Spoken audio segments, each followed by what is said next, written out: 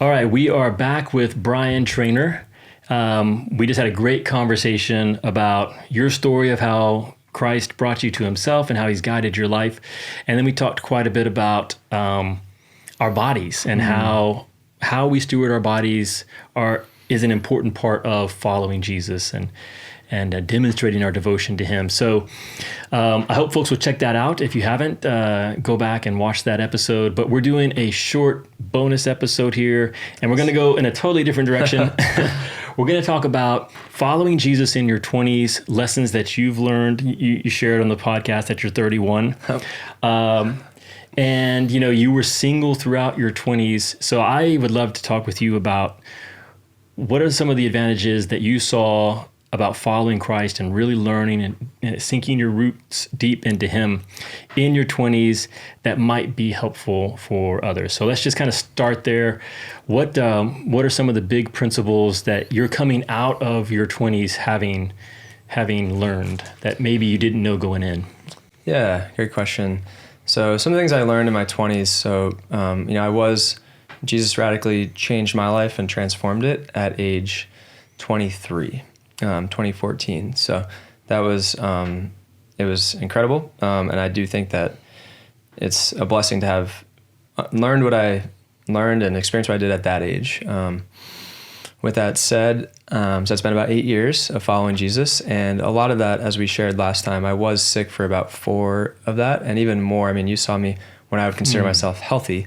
Right. But it was a journey. So in some ways, if I was fully healthy and would I have wanted to get married sooner and things like that, I would have probably wanted it, and I probably even did.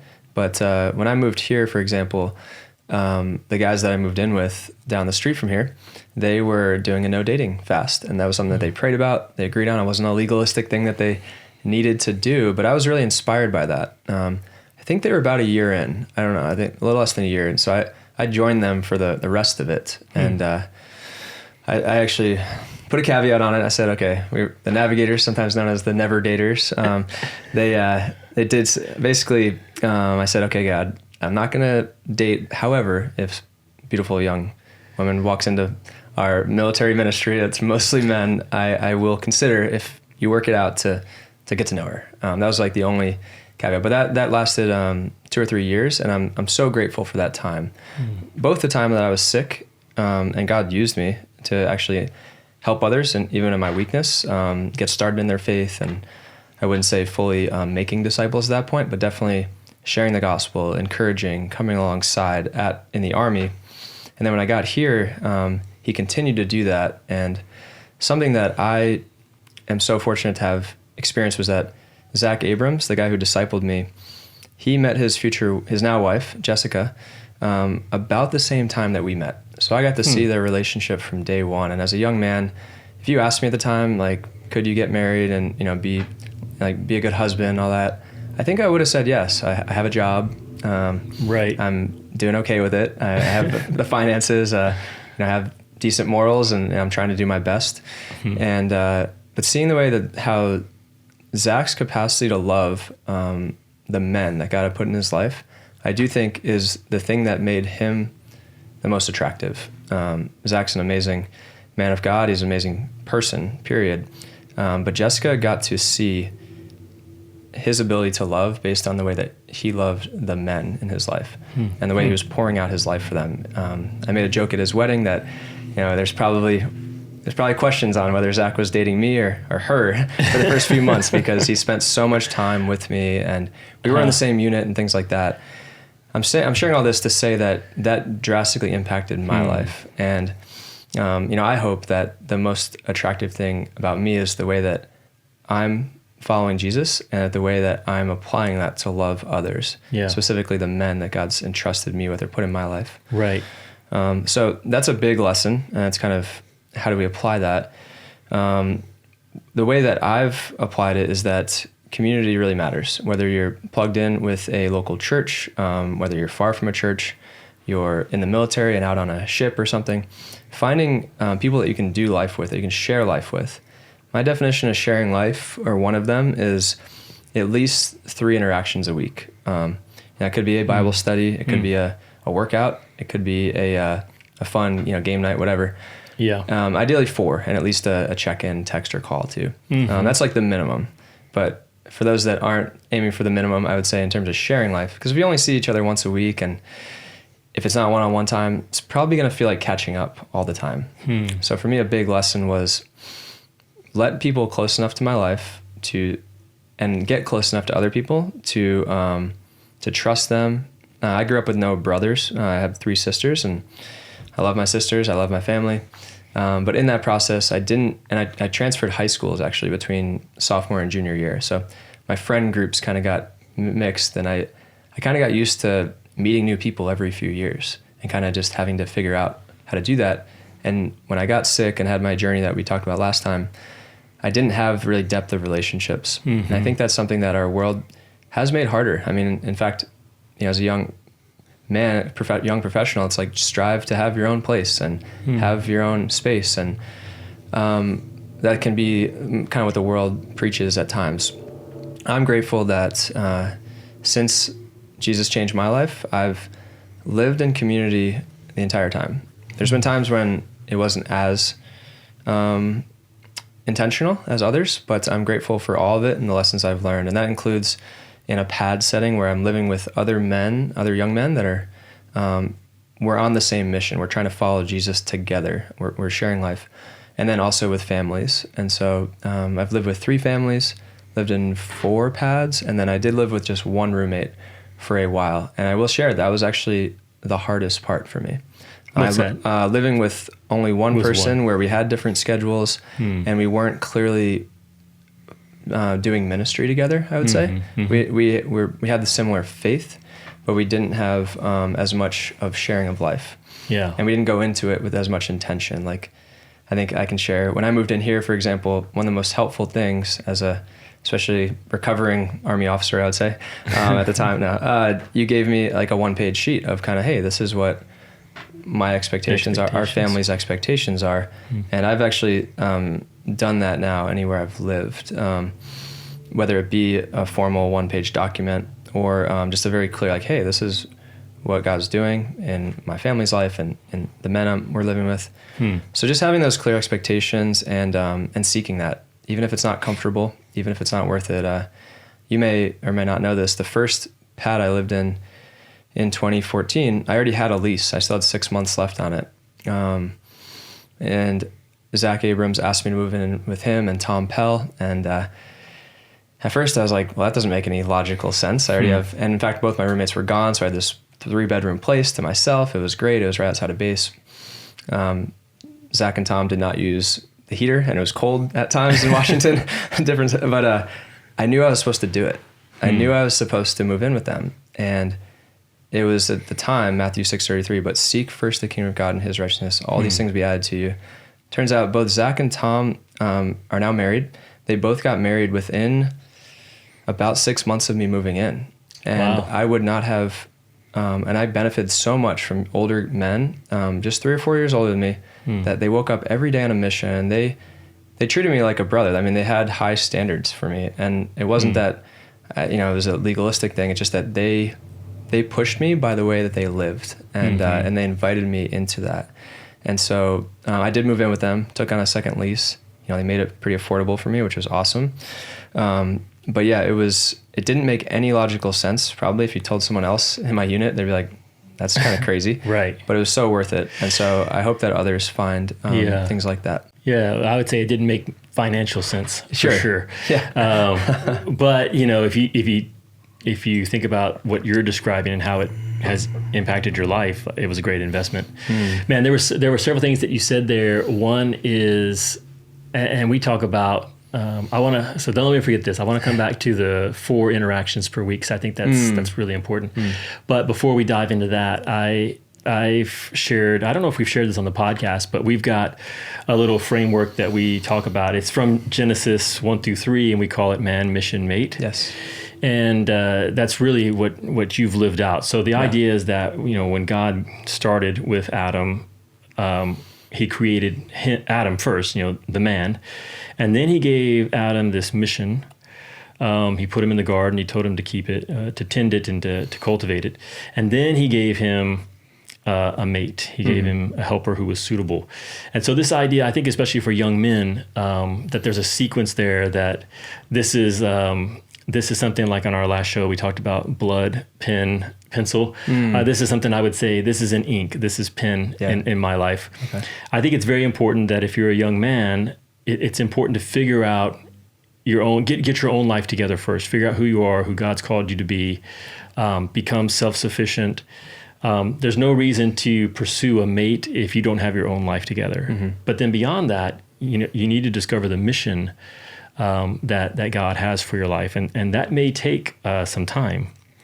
And when you've gotten yourself squared away and you've got a sense of God's mission, a sense of who you are, not that you have to have everything figured out, but a sense of who you are, a baseline of self-control and self-sufficiency, a sense of God's mission, then it's possible for God to bring a helper who is suitable, a helper who fits who you are as a man, how God's wired you, a helper who believes in this mission that God has given you.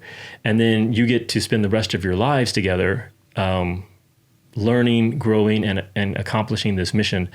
And if you just kind of rush into marriage, or you rush to find that life partner before you've really got yourself figured out and this mission figured out, you could still figure it out. It just makes it a lot harder. So it's really interesting that was a part of what God was doing in your 20s. I would say one practical way that's played out for me is that I didn't really realize it, but before I left Fort Lewis, the Army base that I was at, I basically ended up getting dinner with like every couple. They had me over with their family, and I got to hear their story of how they met, how they dated. And some, God's will work it out. They got married before either of them were following Jesus, and it worked, and it's amazing. It's incredible. And then others, some of my favorites were ones that really, they waited on the Lord, and God gave them a time. And I think that's been more true for my life. I think others were intentional to be dating in a way that they were they knew what their mission was, and they had a list, basically. It's kind of the extreme way to think about it, but needs, wants, desires, probably an easy way to think about it.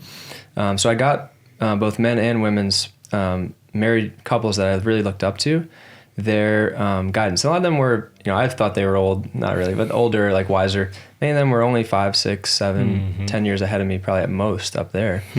But them sharing that practical advice, practical wisdom was so helpful for the next steps. And for me, once I got down here, it was still healing and healthy. I fell more into the time. My friend Steve Smith is probably the best, Stephen Ashley. Basically, God said, don't date. And then he told him when, and he made it his job because he knew who he was on a mission. He was able to invite someone into that. So I view it not even just as being a call, but I think it's for us, right? So that we don't end up with someone, a very practical way. I was interested in young godly woman, I would say, and found out, they were being called overseas to, this is just somewhat theoretical, but God used it to make me think through. He made it pretty clear that my mission is here in San Diego right now, and investing in the military, young men in the military, until otherwise told. Yeah. And if someone was to be moving to another part of the world with a passion for a different people group, then it probably, even if we have the same heart, if our missions are different, it would actually be a disservice to them to invite them into what God's doing in my life. It's like we're both heading towards Jesus, but I view it a little more as we're both walking, and then it's going to go this way instead of however you want to draw the arrows. But for me, it's so important to know our mission, or else how can we invite someone else into that? And no, that's good, man. Well, we'll wrap up with just some final thoughts here. Something else that you shared, you talked about the 4 interactions a week, which I think is significant. I saw on social media this past week how someone had mentioned how they hadn't gone to church in 4 weeks and no one had reached out to them. And they were basically sharing it that, hey, the church is failing me. And I do think there's probably some truth to that. Someone else responded that, well, hey, if if you're only seeing them once a week, and sometimes you miss, sometimes they miss, it typically takes 6 weeks before people really realize, like, hey, did they stop coming out? Wow. Of course, that wouldn't happen if you're actually sharing on a broader spectrum of life and you're having those interactions 4 times a week. So I do think that our church culture is somewhat broken in that sense, that we're not sharing life. And you also shared life with people who were further along than you, which I think is really important for someone in your 20s. Try to get around someone who is where you would like to be in 5-10 years, or maybe even sooner. Hebrews says, remember your leaders, those who spoke the word of God to you, and considering the result of their way of life, imitate their faith. So you need to be around people who are a little further along, that you can consider the outcome of their way of life. And those can be the people that you begin to imitate their faith, the same faith that they have. Well, any final thoughts from you on singleness in your 20s as we kind of wrap up this encore? Yeah, so much. But no, this is awesome. This is the hard thing to do, 15 minutes. No, it's good because, I get excited about this. And one thing I've been really passionate about recently is seeing, I do think that God will use my generation in some ways to connect the church of San Diego, at least. And that's the picture that I get to see right now. And I think he may want to use groups like the Navigators, who are not part of a church, to do that. We had an event recently where it was at a local church, but multiple churches came together, bodies of believers. And many are known for different, I would say, spiritual giftings and leanings. I do believe they're all following Jesus, and it was incredible to see what can come of that. And so I think that having an appreciation for the other churches, but I say that because we often, like I said, I joked I think it was the Never Daters early on. I'm seeing that is a desire of the young men that I'm meeting. It's a need, I would say, and at their point in their walk, no matter where they're at in terms of being master mission mate, it's important to at least project, okay, do you see yourself being married, and how is that playing out in your life today? How do we address self-control, and how do we look at the big picture with all of that? So for me, it's very healthy to be looking for opportunities to intermingle, I would say, and meet godly women. I love the book, The Sacred Search. It's probably one of my favorite books by, I think it's Gary Thomas. It has questions at the end of every chapter, and they were very helpful for me. I did it about 3 years ago. Help to prioritize. And then I like The Meaning of Marriage also as a framework of marriage to look at. And then, one last thought. It's not as practical, but it is, like, even during COVID and things, here, having your podcast and having a resource like this, even though we didn't meet as much, like, I felt like you were still investing in me, discipling me in many ways. So I know you don't always get to hear that from maybe a guest on your podcast, but there were some times where I was just really busy, and I have it set so that when you post something new on Instagram, Into the Harvest pops up, saw a new episode, and you, Lakeith, Abigail, just it meant a lot to me as a young believer to have just practical discipleship, practical things that we're talking about. And that's what I want to offer to others too, because this is a participation sport, following Jesus. It's real, and it does impact our next decision, our daily, our weekly, our monthly decisions, and the big picture, like getting married or staying single. So I just want to say thank you for everything you're doing here and beyond that. Yeah, I appreciate that, man. That's the whole goal, for sure, is to try to amplify what God is teaching us. And like you said, it is a participatory sport. We're all in it together. That's another big emphasis of this show, is that we're not just trying to be experts telling other folks what to do, but we're trying to learn and live it in real time, and then share lessons learned with others. So I appreciate you coming on and sharing some of those lessons you've learned over the years. And thanks, Brian. Yeah, absolutely.